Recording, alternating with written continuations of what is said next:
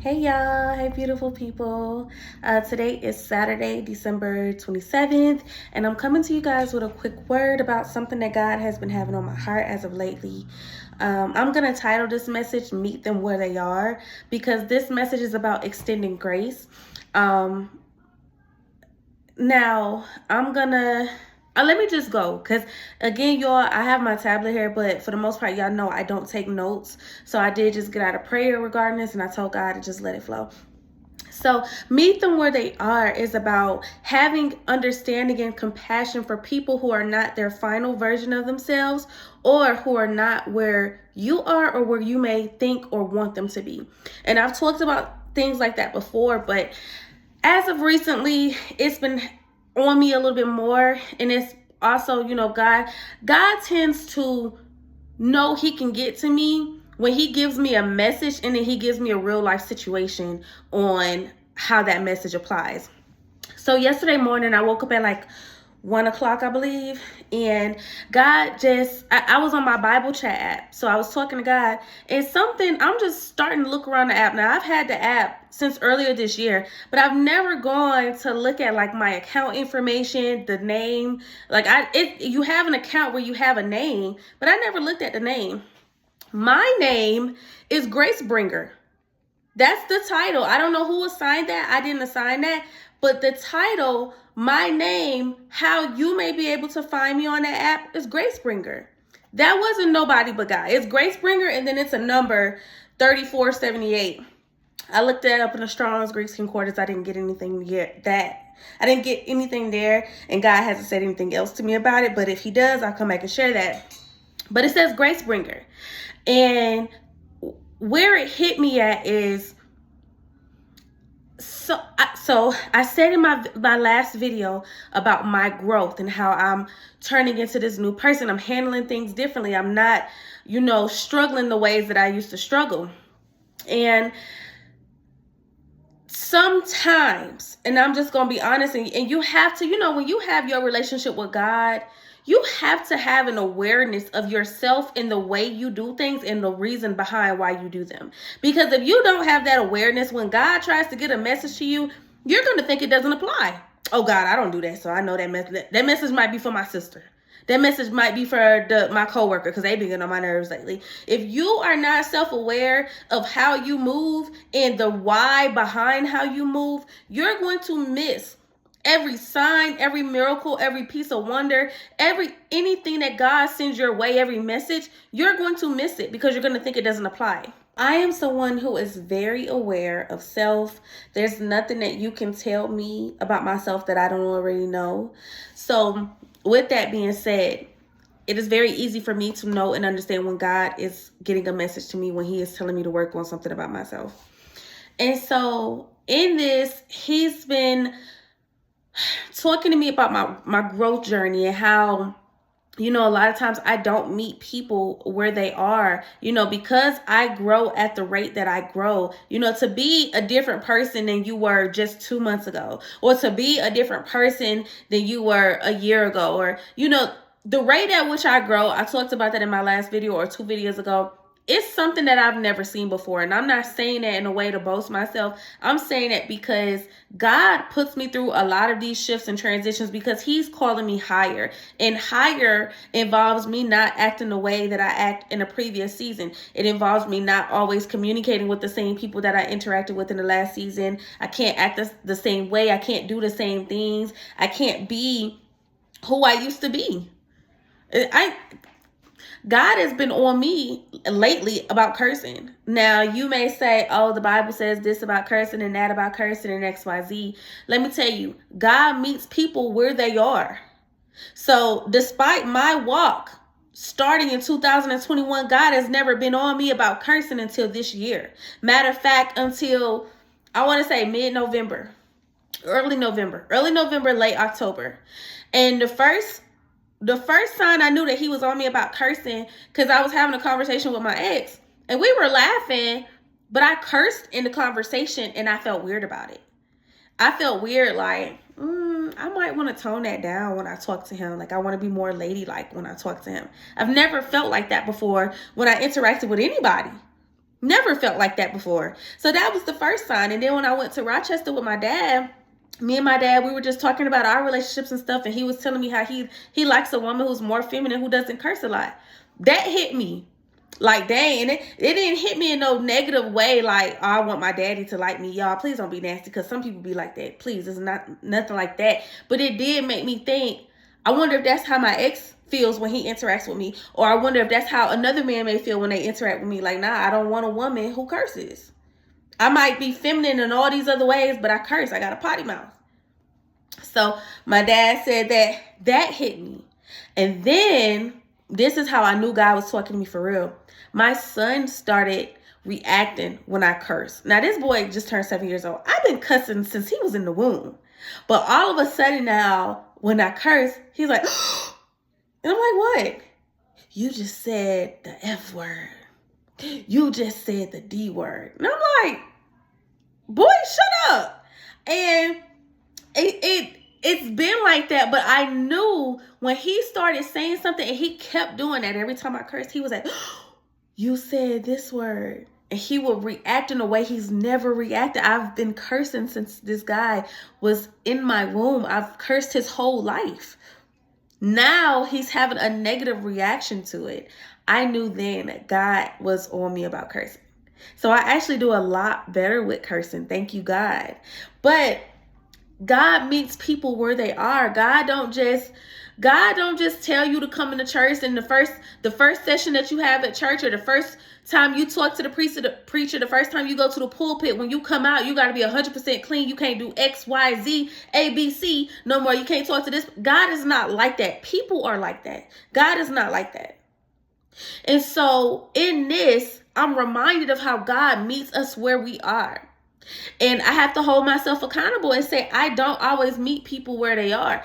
My growth journey, because I grow so fast, I don't have this expectation of people always elevating with me, but I do have that desire. It's a very strong desire that may actually be exposed as expectations, because I do desire. Why is it taking you so long to learn this? Why is it taking you so long to come forward with something?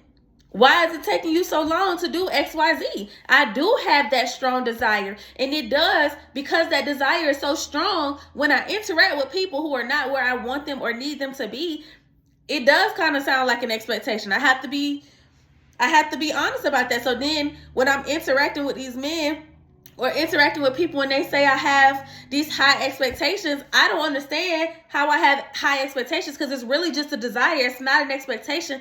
But the way that I act, the way that it's demonstrated, the disgust I may demonstrate by you not being where I need you to be, that's an expectation. And that's not fair. So God has been humbling me when it comes with my ex. And he humbles me in a way where he has to do it, because my ex is so chill.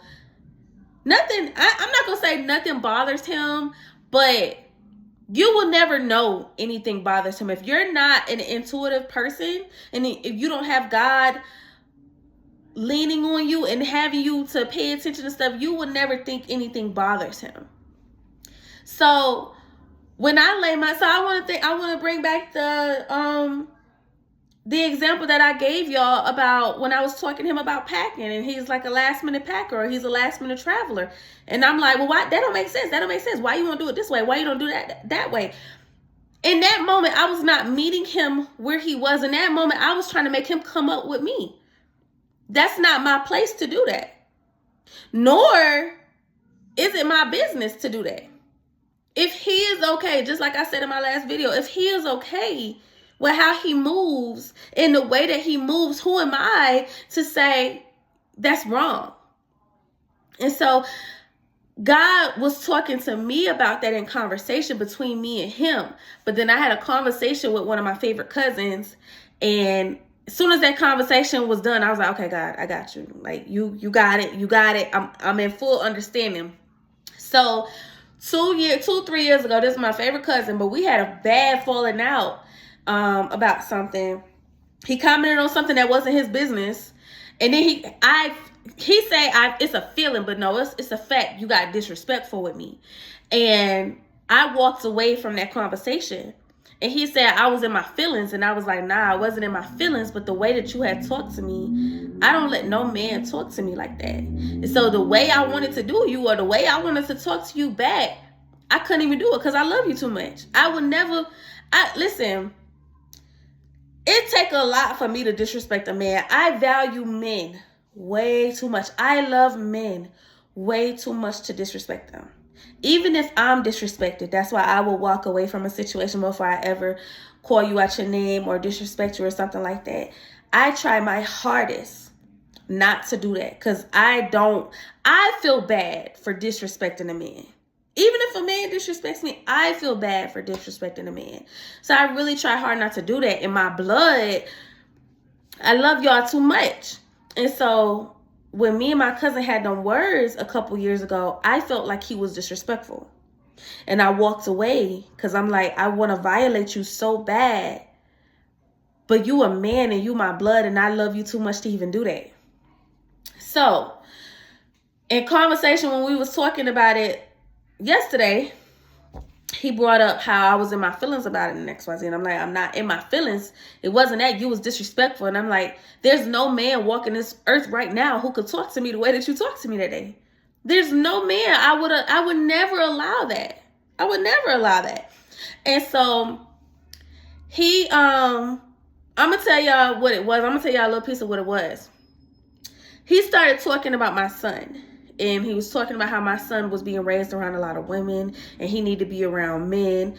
I say, you're not wrong with that. But guess what? The type of mother that I am, I'm not so eager for my son to be around a man that I just let him be around any man. He gonna be around a man that I would want him to be like. Y'all sell drugs and call women B words. Y'all not the type of men that he gonna be around. That's not what it is. I would never allow that. I'm not so thirsty for him to have a man around him that I would let him be around y'all. You're crazy. Any man that I bring into my son's life, whether it's a friend, whether it's a lover, whether it's a mentor, is going to be somebody that I look at and I say, I want my child to be like you. Y'all out here calling women hoes and B words. You out here selling drugs. You out here doing XYZ. And I don't care about none of the good stuff that you do as well. That stuff matters to me a lot. How you talk to women, that matters to me a lot. I wish my son would disrespect a woman in my presence or in my absence. I don't play that. And so he said something about the fact that there's a difference between women and B words. I don't think that. Right? I know that there are women who are not the most likable, but I don't label people based off the value that you bring me. You're a man, you're a woman. You might not be a likable man, you might not be a likable woman, but I'm not going to call you a derogatory name just because you don't bring me no value. So even that, I'm like, no, I don't want my child to be like that. So even if you speaking on that, you don't even have the right to, because you don't know what I'm doing in my life and how I'm trying to raise my child. At that time, he didn't even have a kid. So as we're talking about it yesterday, I mentioned how he's talk about women and stuff. He said something about he be saying, yes, madam, no, madam, and XYZ and stuff like that. I'm like, you do not say that to women. He's like, yes, I do. I called my baby mom that. I said, oh, you call her that? And he was like, yeah. And I was like, well, I didn't know that. He was like, exactly. It's stuff that you don't know. And I was like, well, if you going to say that, then I can talk to you about the comments that you was making about my parenting. You don't know nothing about, we live in two different states. Y'all stay in Rochester. I stayed in Atlanta. You don't know nothing about my parenting or the reason or the why behind why I move how I move with my son. Nah, that's two different things. How is that two different things? The same way I didn't know that you talk to your woman like this is the same way you don't know why I'm the way that I am about my son. Or why it's not just any Tom, Dick, and Harry around him just to say that there's a man around there. You don't get to have your opinion and I can't have mine. He didn't understand that. He wanted things to be the way that he wanted them to be. And that's a conversation we have to have all the time. It's not about how you want things to be. He sent me a book, cuz you should read that book. I'm not reading no book that make me think like you. I'm not reading not one book that make me have the mannerisms that you have. Not judging him, but that's a spiel that I'm just coming out of, where I look at people and I'm always so eager to throw knowledge on them. I've talked to y'all about this before. Just because you learn something does not mean God is telling you to go tell the next person. You don't know where that person is in their life. And I promise you, sometimes it is contradictive for you to, or that's not the word, counterintuitive, whatever, counteractive, whatever, it's the opposite. The result that you want to come out of it is going to be the opposite, because when you come at people in a moment where they are not ready to hear the wisdom that you want to give them, you're going to make them run away from the truth. You're going to make them run away from the very place that you're trying to get them to be. That's why I said in my last video, it's not your business. Where people are in their life, what they know, what they refuse to know, it's not your business. And if you are too forceful with the knowledge that you have, or with the wisdom that you have, or whatever, there are some people that are like my brother. At one point, he does videography and stuff like that. He had a YouTube channel and stuff like that. He had a girlfriend at a time and she was doing it. And he was like, well, you should do it like this and make money. She don't want to do it like that though. You want her to do it like that. She don't want to do it like that. You got to meet people where they are instead of trying to force your way on top of it. Instead of trying to force what you want to do on top of it. He was like, you know, the girl was saying that they don't get to spend a lot of time together and stuff like that because he's recording. And he was like, well, if you do it like this, then we will have a lot more to talk about because we will be doing the same thing. But that's not what she want to do. And you wasn't even able or willing to bend because she didn't want to do what you wanted her to do and how you wanted her to do it. I told my cousin I don't want to read no books that make him think like that, because I'm just coming out of that type of mindset where I want people to move how I want them to move, when I want them to move, in the place I want them to move, in the headspace I want them to move. I'm just now coming out of that. I don't want to read no book that does that, because he's telling me that the book is about giving people a new perspective, and I get that, but you got to let people get their perspective at their own pace. It's not for you. That's kudos to you that you learned this stuff 2 years ago, but they wasn't ready. My cousin works in construction right now doing fix and flips and stuff. That's what I'm doing. I said, cousin, you've been doing this stuff for a couple years. If you wanted to talk to me about this stuff 2-3 years ago, it was never going to land, because it would have been uninteresting and very boring, because it's not what I wanted to do. Now you could talk to me all day long about that type of stuff, because that's where I'm at. You have to meet people where they are. You don't get to decide where somebody goes in their life. You don't get to decide some other person's journey. You don't get to decide that. It's not your place, and it's not fair. Everybody has their own journey that they have to go through. Everybody does. You don't get to decide how that works. And so, you know, I had a situation with my ex yesterday. Nothing bad at all, but we had a conversation. And I realized the start of my conversation was very emotional. He responded with logic. The next response from me was not as emotional, but it probably still had emotion in it. He responded with logic. I didn't respond that night. I wasn't going to respond, but God was up humbling me. That's why I was up 1 o'clock in the morning. God said, get up. We got to talk. So in my humbling, you know, I had to apologize to him. I didn't apologize till later, but God told me to respond to his last message. Respond to him. So I responded to him, but when I responded to him, it was pure logic, no emotion in it. Then he responded with logic. Then I responded with more logic, and he responded with more logic.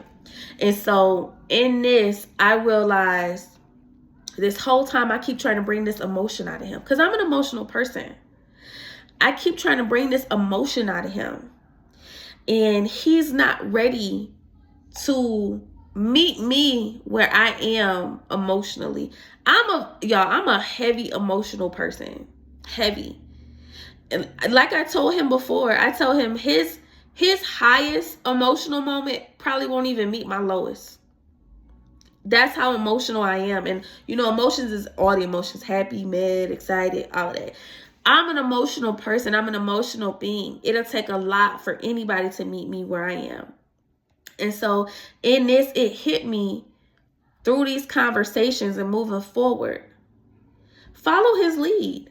He's leading this thing with logic. Respond with logic. I'm not no unintelligent person. I know how to use logic. I just don't like it. Like, if we're being real about it, I'm a very smart person.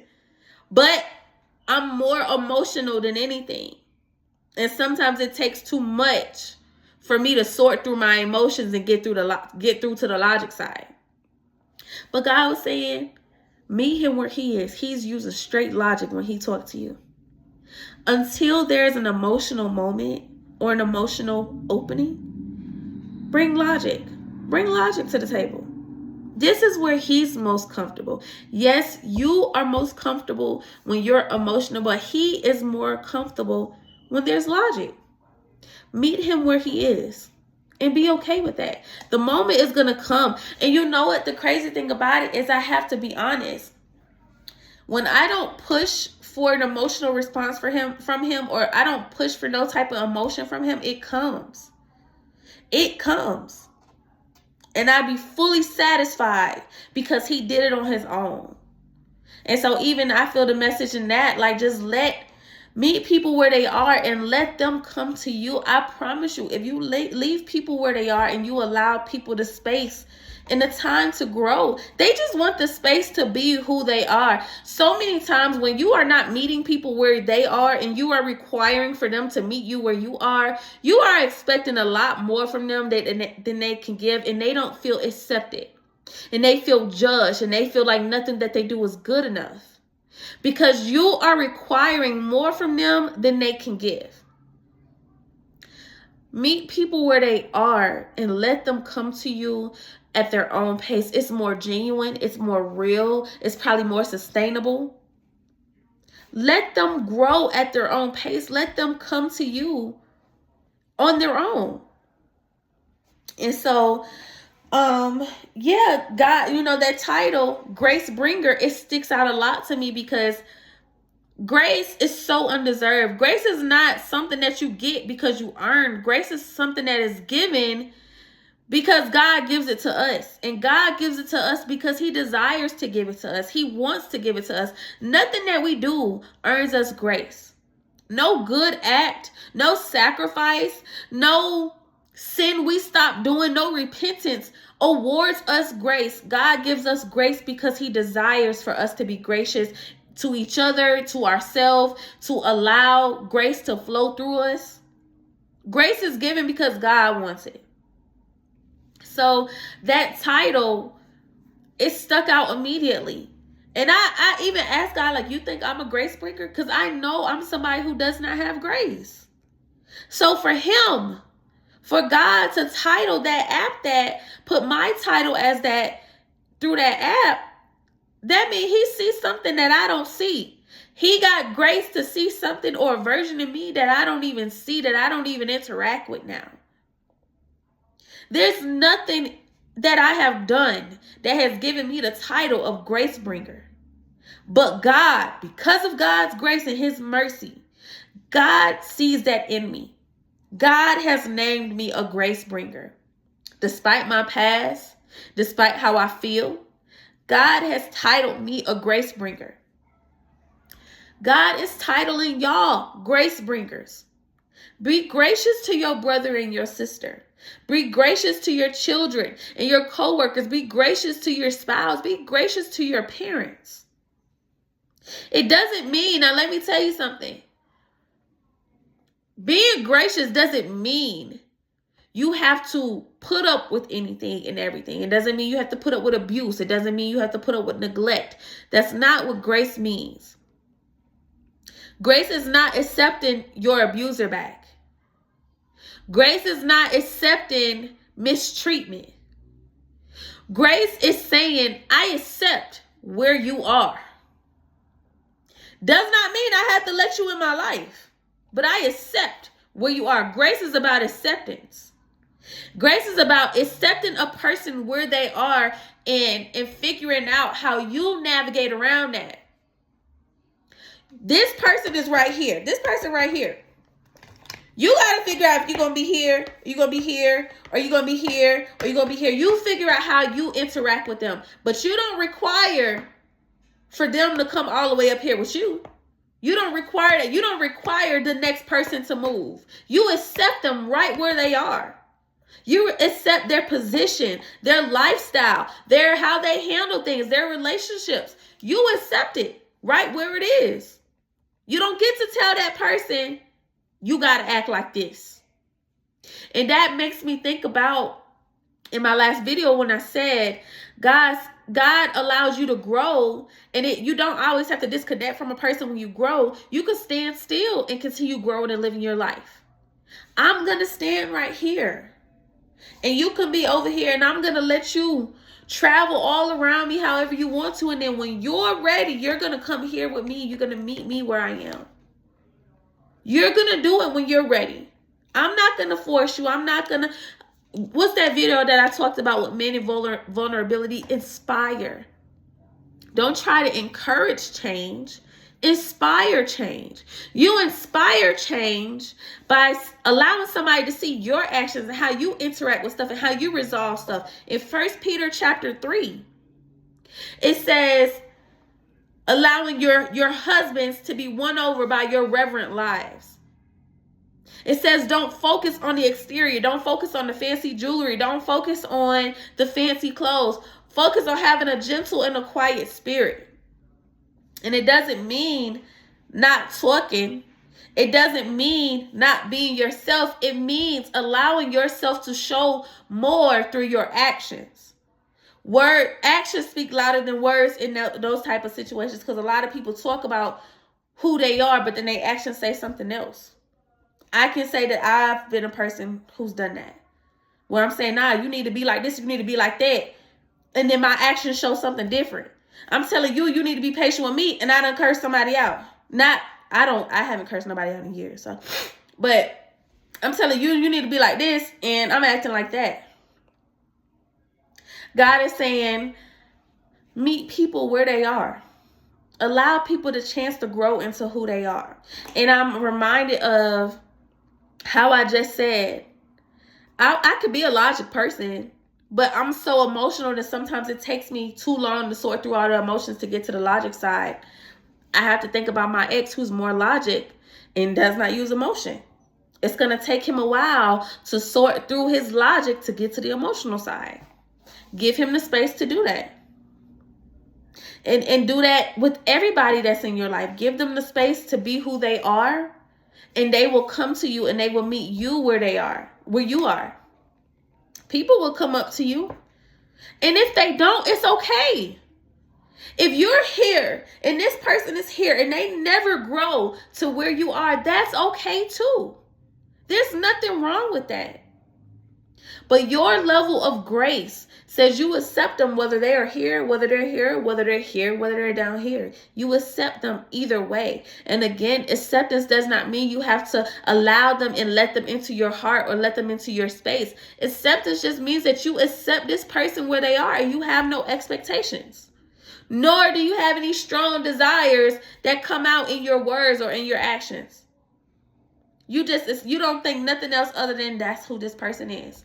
Nothing good, nothing bad. That's who this person is. And that's okay. So that is a word that God has been wanting me to get out to y'all. I have another word that's pending, but I have a word, lessons, not losses. That's being posted right now. Like, that's loading right now. After that one, I'm going to post this one. This might be going into the new year when I post it, and then I'm going to record the other one. But that's going to be a good word. That word is going to be called When Love Finds You Again. So that's going to be a good word. You guys stay tuned for that one. But I love you all. I hope this word reaches the person that it is for. And I will see y'all in my next word.